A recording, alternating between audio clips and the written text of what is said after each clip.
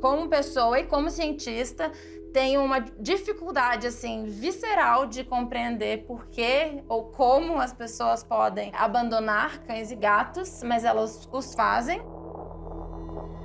Pra gente que convive, que ama os animais, assim, é inconcebível alguém abandonar um ser que só sabe dar amor. Aquele animal pode ficar tão desnorteado, tão perdido, que ele pode perder a qualquer chance que ele tem de procurar um alimento, de procurar um abrigo.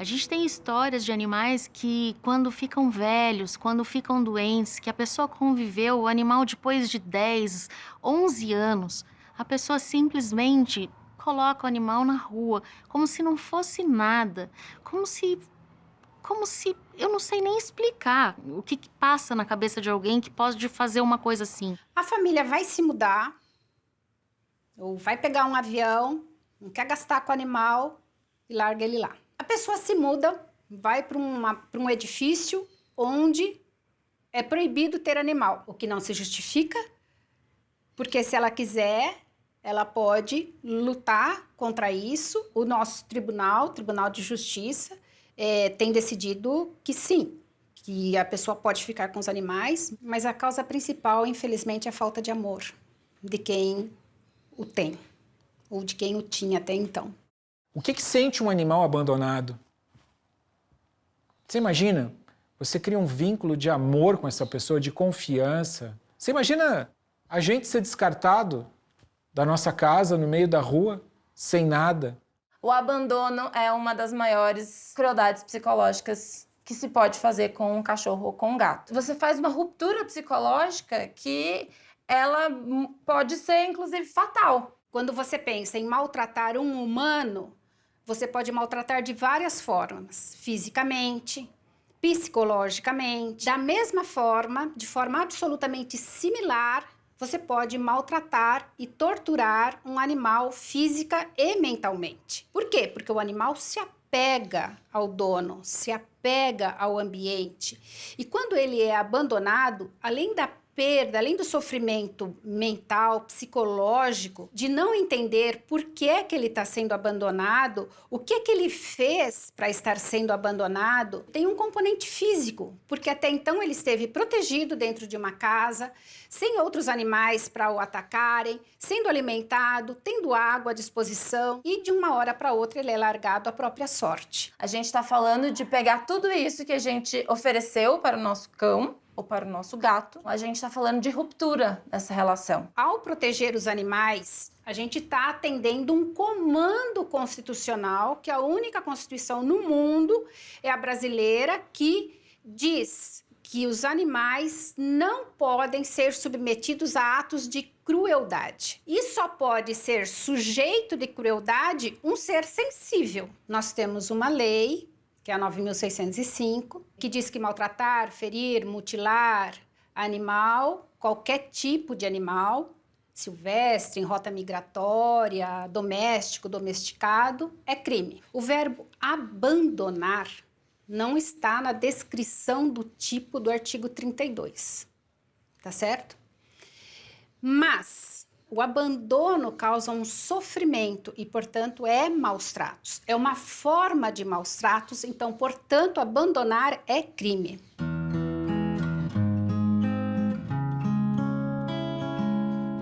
Minha família toda sempre gostou de cão, animais, enfim. E eu já cresci nesse meio de animais. Então eu pegava uma ração, já ajudava alguns cães na rua, mas não tinha esse trabalho de ONG, não tinha essa visão de como resgatar. Começamos a perceber que o pitbull, ele é muito maltratado. As pessoas têm um preconceito muito grande. É o que eu falo pra todo mundo, um vira-lata na rua, ele se vira, ele consegue passar, andar normalmente.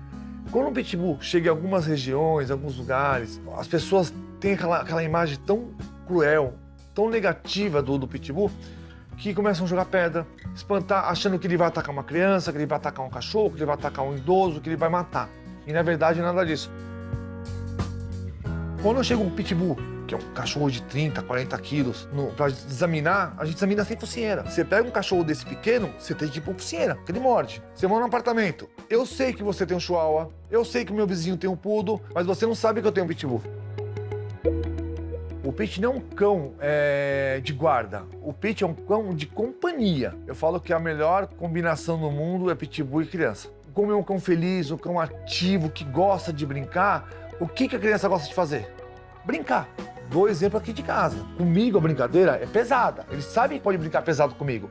De brincar, pular, morder, enfim, pegar forte na minha mão, que ele sabe que ele pode fazer isso comigo. A minha filha vai brincar com eles de 4 anos, muda a brincadeira. É delicadeza, pega na mão devagarzinho, eles deitam, ela dorme em cima deles. É uma outra dinâmica, é outra realidade. O Guerreiro foi um dos primeiros pitbulls, foi o meu primeiro pitbull, meu mesmo. Era um pedido simples, de um resgate simples, de um cachorro numa guarita amarrado, era só chegar e pegar o cachorro e levar pra clínica. Quando eu cheguei ali numa guarita abandonada, eu me deparei com um pitbull amarrado na parede, com o arame farpado, com toniquete prensando na parede, uma madeira introduzida dentro do ânus dele, amarrada, testículo amarrado, os dentes quebrados, pata quebrada, espetaram ele todinho, queimaram ele com cigarro, tinha uma fogueira para poder depois queimar ele, né? E quando eu cheguei, que eu me deparei com ele ali, né? Que eu peguei no colo, que eu pus no carro até chegar na clínica, foram dias, meses, até ele se recuperar. Foi um desespero. Foi uma luta com ele, tinha 12 quilos, foram 7 bolsas de sangue, e ele se recuperou e veio pra minha casa. E ficou 9 anos comigo. Assim, ele era fora do comum. E foi um cão que realmente deu início ao Pizzalês, foi ele que me ensinou a ser quem eu sou, olhar para o pitbull da forma que eu olho.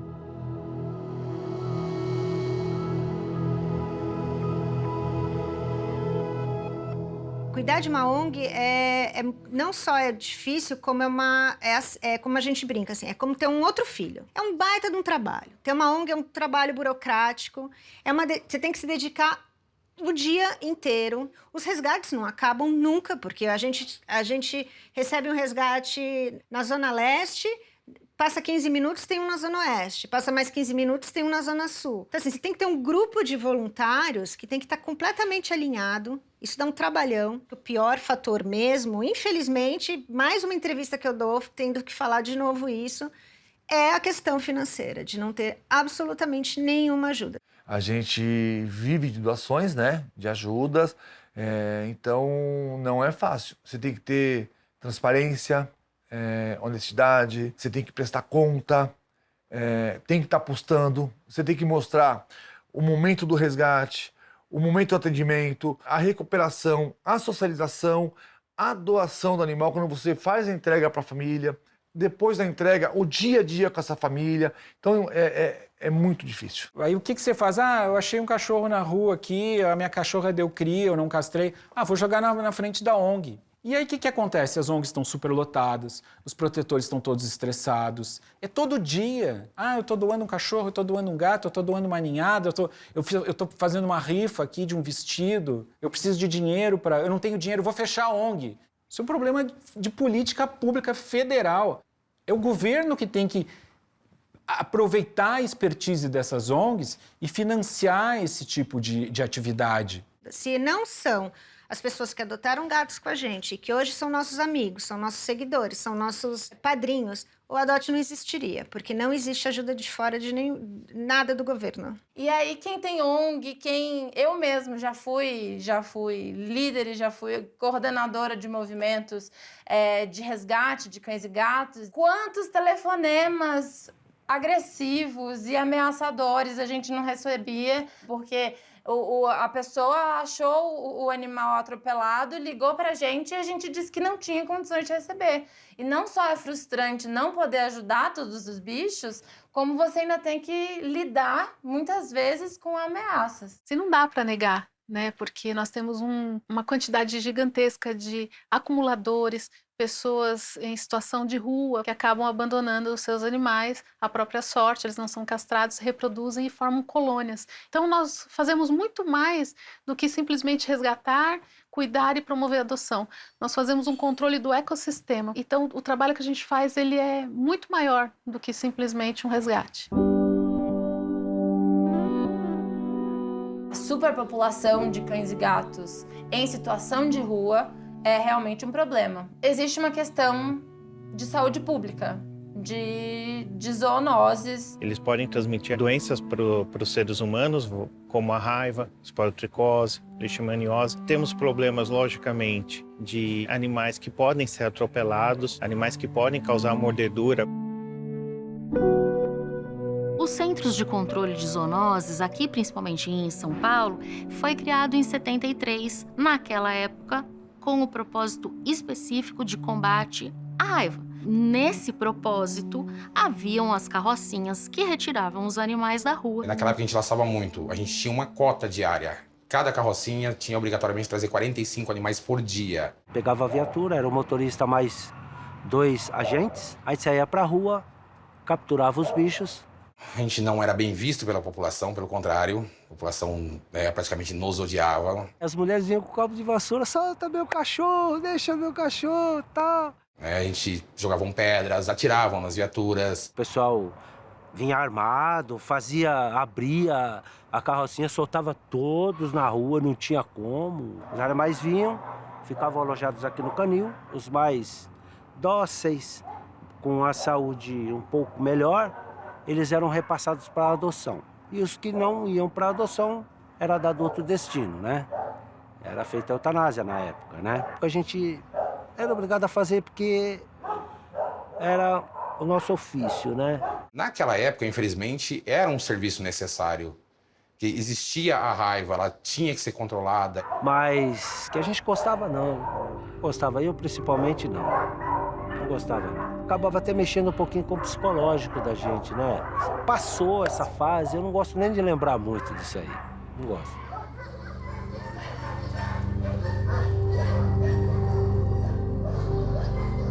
São Paulo mudou. A partir de 2008, um animal que é resgatado na rua, ele não é mais morto. A Lei Feliciano proibiu os CCZs no estado de São Paulo de matar esses animais. Então, só são submetidos à eutanásia aqueles animais que realmente estão feridos ou que foram atropelados e não tem a menor chance deles se recuperarem, ou aqueles animais que são violentos num nível irrecuperável. Ou seja, esse animal não vai nunca deixar de atacar as pessoas, então esses animais são eutanasiados. Fora isso, esses animais têm que ser, então, recolhidos, tratados, vacinados, vermifugados e encaminhados para adoção responsável. E o que o CCZ faz, então, a partir dessa lei também, que é uma coisa que é um protocolo mundial, pega esses animais, castra esses animais e devolve esses animais, porque eles mantêm o controle da população e castrados eles não vão reproduzir mais. Existe um controle da prefeitura,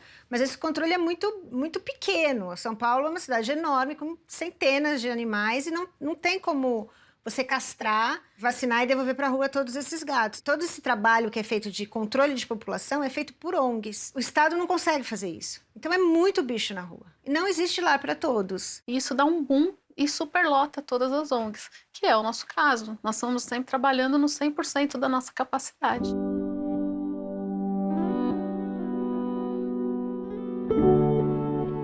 E aí, a gente tá falando toda dessa questão, né, da relação com a pessoa, com o tutor, com a tutora, e isso não vai existir. Porque se você pensa, sabe, uma pessoa que com muita felicidade e satisfação, ela conseguiu ter um abrigo bem-sucedido de 300 cães, esses laços próximos, mais íntimos, não vão acontecer. Então, esses abrigos, geralmente, são locais em que a pessoa que toma conta do abrigo está em sofrimento, os cachorros que estão dentro do abrigo estão em sofrimento, os gatos que estão dentro do abrigo estão em sofrimento, e o máximo que a gente faz é ainda alimentar esse sofrimento todo.